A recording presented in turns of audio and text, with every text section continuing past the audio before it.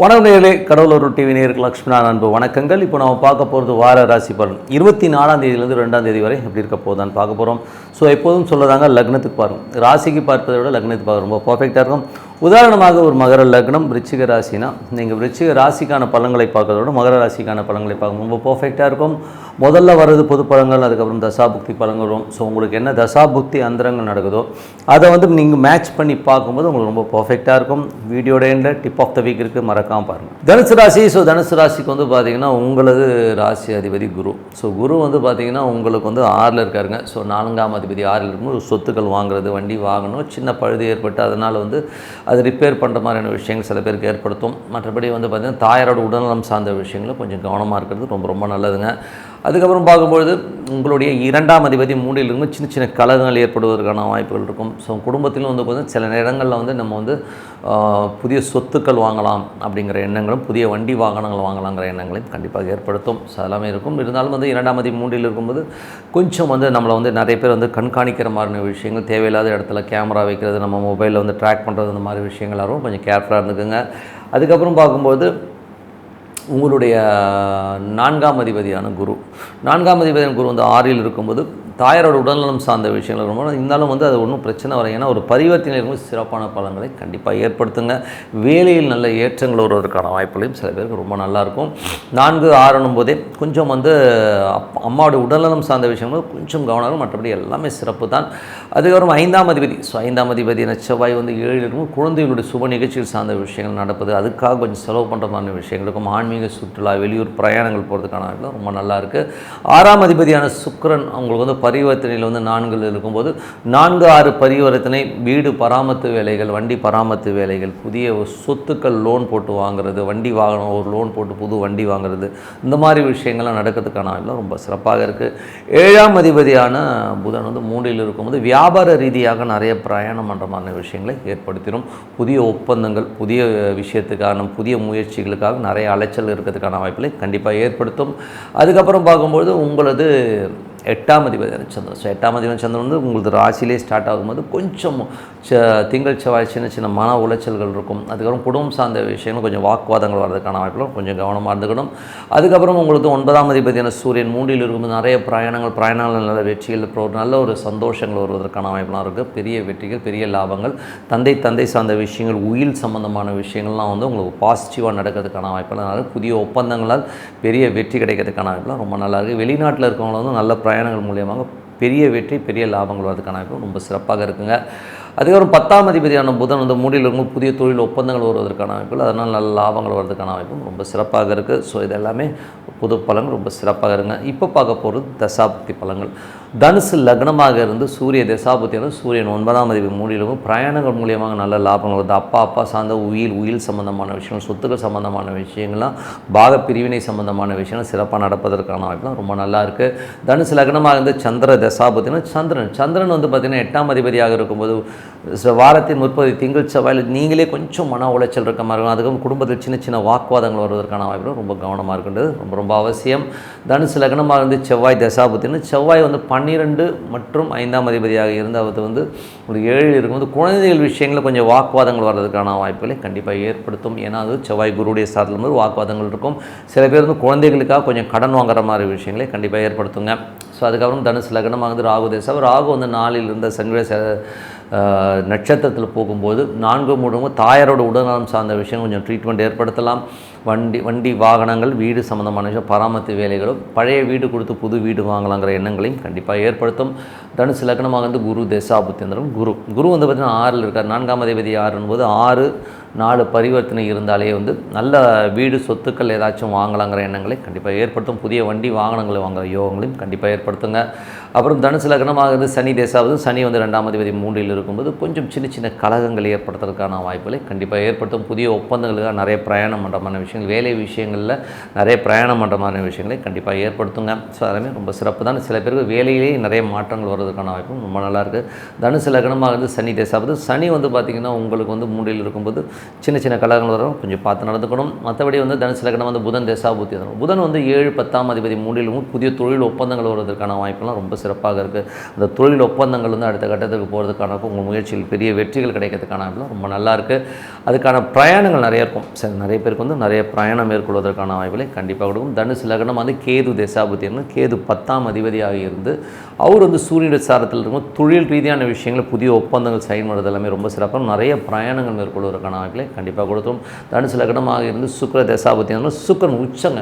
So அதை வந்து 6-4 ஒரு பரிவர்த்தனையில் இருக்கும்போது வேலை நல்ல ஏற்றங்கள் பெரிய ஒரு லெவலில் ரீச் ஆகிறதுக்கான வாய்ப்புகளை கண்டிப்பாக ஏற்படுத்தும். கடன் ஆவதுக்கான வாய்ப்புகள் இருக்கலாம், பார்த்து கடன் வாங்குங்க. தேவையில்லாத கடன்களை கொஞ்சம் தவிர்த்துக்கிறது நல்லது. பட் இருந்தாலும் லோ இன்ட்ரெஸ்ட் கிடைக்குதுன்னா ஒரு ஆக்கப்பூர்வமான விஷயத்தை கண்டிப்பாக வாங்கலாம். ஸோ அதெல்லாம் இருக்கும்போது வேலையில் வந்து நல்ல ஏற்று நல்ல லாபங்கள் வரும். மற்றபடி வந்து இந்த 4-6 பரிவர்த்தனை வந்து தாயாரோட உடல்நலம் சார்ந்த விஷயங்கள் வந்து கொஞ்சம் கவனமாக இருக்கணும். ஸோ மற்றபடி வந்து இதெல்லாம் வந்து நீங்கள் நோட் பண்ணி வச்சு கரெக்டாக நம்ம அலர்ட்டாக இருந்தாலே ரொம்ப அடுத்த இடத்துக்கு போகிறக்கான ரொம்ப சிறப்பாக இருக்குங்க. எப்போதுமே சொல்கிறதாங்க, ஒரு பிரார்த்தனை எப்படி ஒரு 3 வேளை சாப்பாடு, ஒரு வேளை தூக்கம் ரொம்ப முக்கியமோ அது மாதிரி வந்து ஒரு பிரார்த்தனைங்கிறது வந்து ரொம்ப ரொம்ப முக்கியம். ஸோ அதனால் மனதார இறைவனை வந்து பிரார்த்தனை பண்ணி, அது வந்து என்ன சாமியாகனா இருக்கலாம். ஸோ இப்போ வந்து ஈஸ்வரன் பிரார்த்தனை பண்ணி ஓம்னு வச்சோம்னா உள்ளுக்குள்ளே அந்த பிரார்த்தனை வரணும். ஸோ அந்த மாதிரி பிரார்த்தனை பண்ணும்போது கண்டிப்பாக நம்ம வாழ்க்கையில் அடுத்த லெவல் போகிறதுக்கான ரொம்ப சிறப்பாக இருக்குது.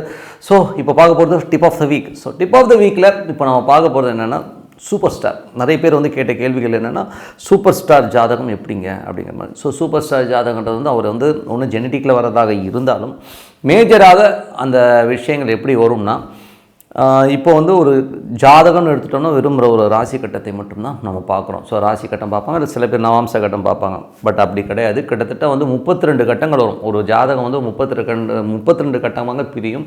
பட் நம்ம இப்போ எடுத்துக்கிறது 32 பார்க்கல 16 கட்டங்களாக அதை பிரிப்போம். ஸோ அந்த 16 கட்டங்களில் ஒரு கிரகம் வந்து வலுவாக உட்காருங்க. ஸோ அந்த ஒரு கிரகம் என்ன கிரகம்னு பார்த்து அது தசாபுத்தி அந்தரங்கள் நடக்கிற காலகட்டத்தில் அவங்க சூப்பர் ஸ்டாராக இருப்பாங்க அப்படிங்கிறது தான் உண்மையான விஷயம். ஸோ இதில் வந்து பார்த்திங்கன்னா அட்லீஸ்ட் வந்து இந்த 16 கட்டங்கள்லையும் அது சூப்பராக இருக்குமானா 16 கட்டங்களில் சூப்பராக இருக்குது. அட்லீஸ்ட் ஒரு 10 கட்டங்களில் வந்து அது வந்து அட்டகாசமாக உட்காந்து அது தசாபுத்தி அந்தரங்கள் நடக்கும்போது ரொம்ப சிறப்பான பலன்களை கண்டிப்பாக கொடுத்துரும். ஸோ மேஜராக வந்து இதோட பேஸ் வந்து ராசியாகிறதும் அதில் வந்து பிரிகிற கட்டங்கள் தான் வந்து அவருடைய வாழ்க்கையை நிர்ணயம் பண்ணும்.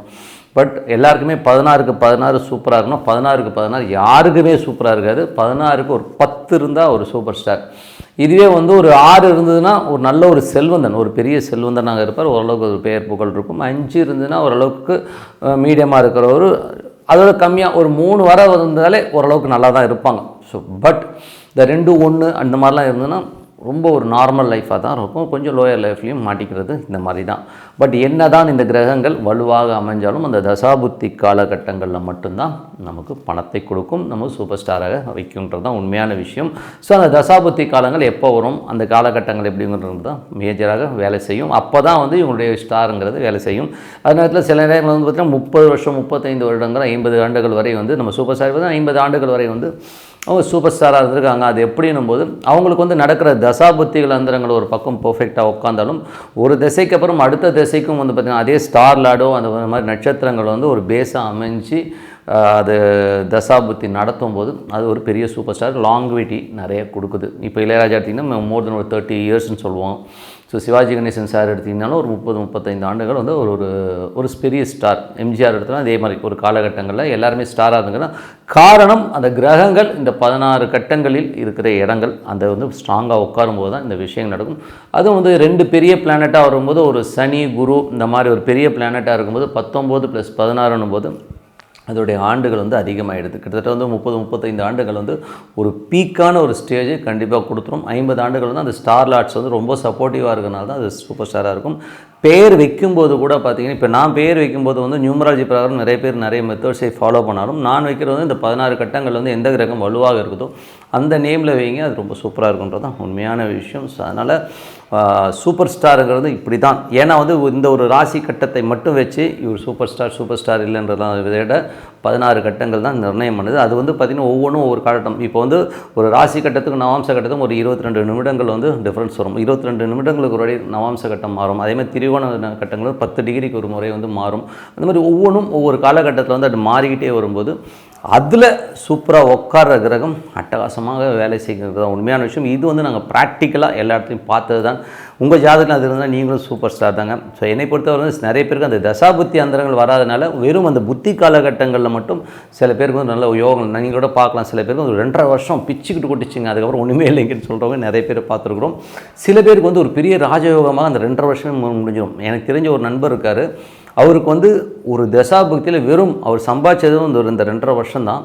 அந்த 2.5 வருஷத்தில் அவருக்கு வந்து ஒரு 100-150 கோடிக்கு மேலே வந்து காசு வந்துருச்சு. அதுக்கப்புறம் அவர் ஏர்ன் பண்ணவே இல்லை, அந்த 150 கோடியோட செட்டில் ஆகிறாரு. ஸோ அந்த மாதிரி யோகங்களும் கொடுத்துரும் சில பேருக்கு. அதுக்கு வந்து அந்த தசாபுத்தி கோச்சாரம் எல்லாமே மிங்கிளாகி வரும்போது அந்த யோகங்களை கொடுத்துருங்கிறது தான் உண்மையான விஷயம். ஸோ நீங்களும் ஒரு சூப்பர் ஸ்டார், உங்கள் ஜாதகங்களும் இந்த மாதிரி அமையும் போது கண்டிப்பாக நீங்களும் சூப்பர் ஸ்டார் தான். இப்படி தான் இந்த ஜாதகங்கள் ஒர்க் ஆகுது. ஸோ கண்டிப்பாக வந்து இதை வந்து ஒர்க் அவுட் பண்ணி பாருங்கள். ரொம்ப சிறப்பான பலன்கள் கண்டிப்பாக. இதுக்கு பிரார்த்தனை ரொம்ப அவசியம். நீங்கள் பிரார்த்தனை பண்ணிங்கன்னா உங்களுக்கு அதிர்ஷ்டம் தேடி உங்கள் கூட வந்து உட்காந்து தெய்வம் இருந்தால் அதுக்கப்புறம் அது ஈடு வேறு எதுவுமே இல்லை. ஸோ மேலும் தகவல்களுக்கு நீங்கள் வந்து என்னை பற்றின ஒரு டீட்டெயில் வேணும்னா லக்ஷ்மி masterlakshmi.com அப்படிங்கிற ஒரு வெப்சைட் இருக்குது. masterlakshmi.com போய் பாருங்கள். சிறப்பான பலரும் கண்டிப்பாக இருக்குன்னு சொல்லிட்டு உங்களிடம் விடைபெறுவது உங்கள் லக்ஷ்மி நாராயணன். நன்றி, வணக்கம். கடவுள் அருள் டிவியை பார்த்தமைக்கு நன்றிகள். மேலும் இது போன்ற தகவல்களை தெரிந்து கொள்ள கடவுள் அருள் டிவியை சப்ஸ்கிரைப் செய்யுங்கள். மறக்காமல் பெல் ஐக்கானை கிளிக் செய்யுங்கள்.